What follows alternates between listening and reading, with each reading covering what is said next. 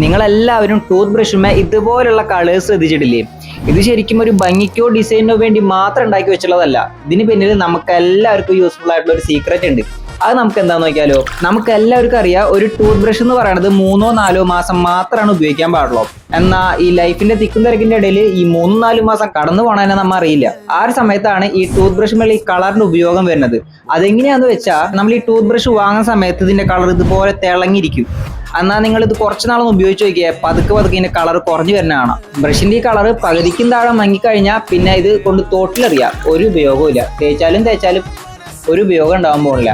നമ്മൾ ഈ colour കുറേനെ കണ്ടിട്ടെങ്കിലും brush മാറ്റിക്കോട്ടെ എന്ന് വെച്ചിട്ടാണ് ഈ കമ്പനികളൊക്കെ ഈ കളർ അടിച്ചു വിടുന്നത്, അല്ലാണ്ട് ഡിസൈനിന് മാത്രമല്ല. പക്ഷെ നമ്മളോ അതൊന്നും ശ്രദ്ധിക്കാറ് പോലും ഉണ്ടാവില്ല. അപ്പൊ നാളെ തന്നെ ബ്രഷ് ചെയ്യുമ്പോൾ ഈ ടൂത്ത് ബ്രഷ് ഒന്ന് എടുത്തു നോക്കിയിട്ട് അതിന്റെ അവസ്ഥ എന്താന്ന് നോക്കിക്കോളൂ. ഞാൻ ചെയ്യുന്നത് ഇതേപോലുള്ള കൊച്ചു ഇൻഫോർമേറ്റീവ് ആയിട്ടുള്ള വീഡിയോസ് ആണ്. താല്പര്യമുള്ളവർ ഫോളോ ചെയ്യുക, വീഡിയോ ഇഷ്ടപ്പെട്ടാൽ ലൈക്ക് ചെയ്യുക. അപ്പൊ ഞാൻ അടുത്ത വീഡിയോ കാണുന്നവരെ